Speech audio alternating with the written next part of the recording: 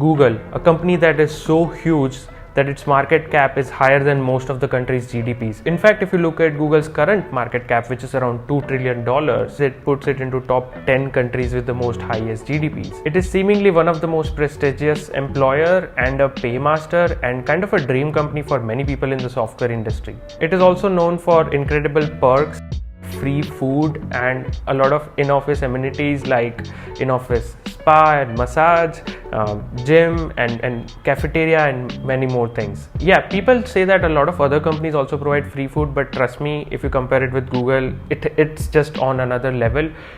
In fact, in my experience, it is better than most of the 5-star restaurants or hotels that I've been in. Talking about offices, Google offices were also simply amazing. Like, they were one of the best offices that I've been to. I've visited 4 offices in New York City, a couple of offices in London, one in Paris, one in Amsterdam, and I've also visited Pune and Mumbai offices in India. For example, New York City office has like an entire gaming arcade. There's a dedicated bridge that you can go through from one building to another specifically for Google employees. There is an in-office tram that takes you from 3rd floor to 1st floor.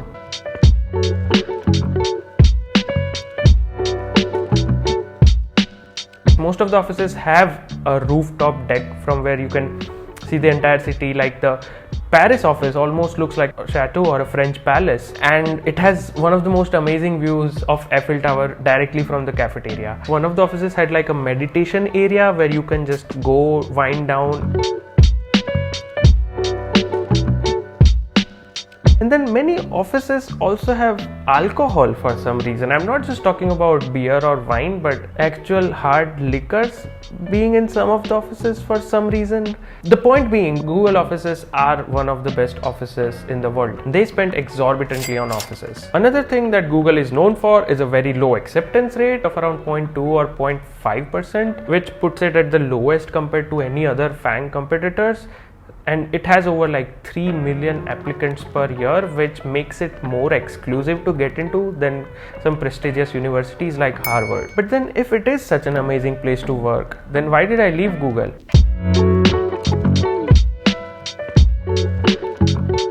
Hello everyone, this is Josh. After having spent over 2 years, I have finally left Google, and in this video I'm going to talk about why, which is the most common question that I've received by far. In fact, there are 3 different reasons why I did that. But before I jump into any of that, do not forget to leave a like and subscribe to the channel. It helps me out a lot. Alright, so the reason that I left Google is because I wanted to pursue my passion to teach and enable young kids and to feed off of their dreams and win the battles of consumerism by putting out DSA and system design courses every year, by making innocent souls believe that they can all get into FAANG.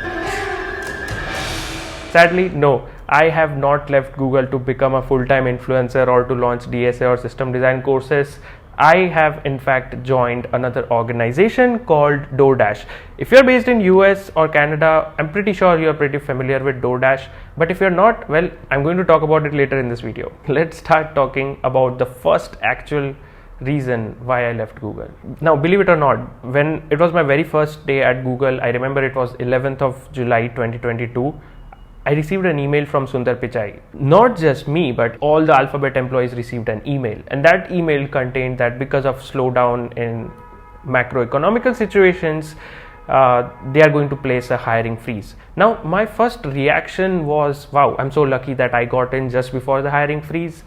But then after a while, I started thinking, wait, what if like they start laying off people? I guess a few months, 3-4 months after that, Google announced layoffs. They announced layoff of about 6% of their workforce, which is 12,000 employees. And they did it overnight in the US. Like people lost access to their accounts. They could not enter the building without any prior intimation that something like this is going to happen. So obviously it was bad. So in India, I think, so we were kind of in a state of limbo for about 2-3 months. We knew that the final list, they have the final list, but we are not sure if we are the ones in that list or not. So we were like in a state of limbo, and I'm pretty sure the productivity was not good at that time because people were like, I'm doing all this work, but will I even be here after 2-3 months? Obviously it's a bad feeling. And finally it happened in India after a few months. And fortunately, because my team, so I was in cloud and AI team, and both of them were like the priority focus for Google at that point. There were very less, the impact was very less in my team, but I knew a lot of colleagues who were impacted, and it was very bad, demoralizing, to be honest. Now, because of those layoffs, a lot of reorganizations happened. So if somebody leaves from, like, let's say the middle of the management chain, obviously the people that report to them, they have to be reassigned to somebody else, right? So a lot of these things were happening. Teams were being shuffled, there were new managers coming in or old managers going out. And because of that, in my 2 years of experience that I had at Google, I had more than 4 different managers, which was obviously not ideal, because I felt like after every quarter or every 6 months, my progress was kind of resetting because I had new manager to report to, even though my technical core work or the team remained the same. These reorgs were one of the major reasons about why I thought about leaving Google. Second reason is learning and new challenges. So Google is known for having the best work-life balance in the industry. And do you know how that happens? Because there are a lot of approvals and reviews needed, which is understandable, right? I mean, think about the scale that Google operates in, different products. It almost feels like different companies. Like Google Cloud could be a separate company, Google Search, Google Devices, right? There are so many things that happens within Google. So the size of organization is huge. That leads to a lot of reviews and approvals every time you push a new feature. Naturally, things are slow, which is understandable. Otherwise, it would have been complete chaos, right? But the flip side of that is your learning kind of gets hampered in that process. And one very great thing about Google is that they have a 20% project. So if, let's say, you are bored of your regular work, like for example, I'm working in cloud and then I want to work, I'm interested in Google Pixels, I can work in a Google Pixel team and spend 20% of my time there. But the problem with that is, because it's only 20%, it does not affect your performance reviews that much. And most of the time you're told by managers to focus on your core work, and which kind of makes sense, but at the same time it negates the point of having a 20% project in the first place, if that makes sense. Now I'm going to be honest here. While I was preparing for my switch from Google to DoorDash, one thing that I was doing a lot is learning and upskilling, because I was preparing for the interviews. Now, because I had a lot of relevant experience in the same field, it was relatively easy for me to do so. But if you are completely new to data field, obviously it can be very daunting for you to figure out where to start preparing for interviews. And that's where I believe Odin School can help you out a lot. At Odin School, you can focus on learning industry aligned curriculum that is taught by live instructors who have a ton of relevant experience. So you can kind of master your data analytics and machine learning skills directly from the comfort of your home. They have over 5,000 successful learners who have been placed in top companies, and they have a total portfolio of 500 plus top companies that they are affiliated with. You will get to learn 115 plus live sessions, more than 500 self-paced learning courses, and a lot of assignment which will involve a lot of hands-on as well. I recommend that you go through the entire syllabus and course so that you know what to expect before you have committed to this course. And if you use the link that I have provided, you might get some additional discounts. Thank you so much, Odin School, for sponsoring this content. Now let's continue with the rest of this video. Third, money. I'm not going to sit here and say that money doesn't matter. It's not the most important thing to me. It is not the most important, but it is definitely one of the most important things. Because let's be honest here, that's the reason why we all work in the first place, right? If we suddenly get about $100 million in our bank accounts, 99% of us will not going to be working again. It was an important factor about why I left Google. So basically, if you look at companies like Amazon or Google, the best place to see how much employees are being paid and what are different levels available is to check levels.fyi.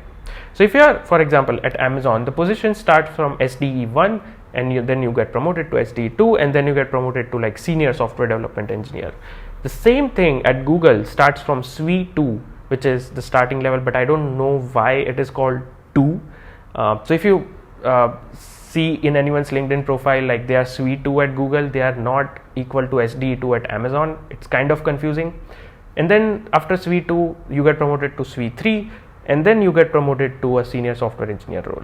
So one very good thing that I got when I moved from Google to DoorDash is I got kind of a level up to a senior position, and that was also a level up in terms of my compensation. So it was obviously a good deal. And if you want to explore about more of these things, I would definitely recommend check this out. It's not a sponsored message or anything, but it will help you a lot if you are going through any interview rounds, and if you have any questions about what levels you should be considered for, or what salary are they usually paying for that level.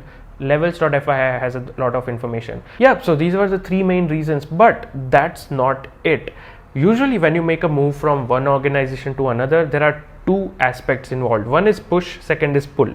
So push is something that pushes you away from your current organization, which I already talked about. And then pull is something that brings you closer, or pulls you towards your new opportunity. So let's talk about some pull reasons about why I left Google and joined DoorDash. DoorDash, as you can see, it's an American company, online quick ordering and delivery company. It trades with the symbol Dash on NASDAQ, so it is a publicly listed company with a 56% market share in the US. It is the largest food delivery platform, and it also has a 60% market share in the convenience delivery category. So DoorDash does not have operations in India, like you cannot order things through DoorDash if you're living in India.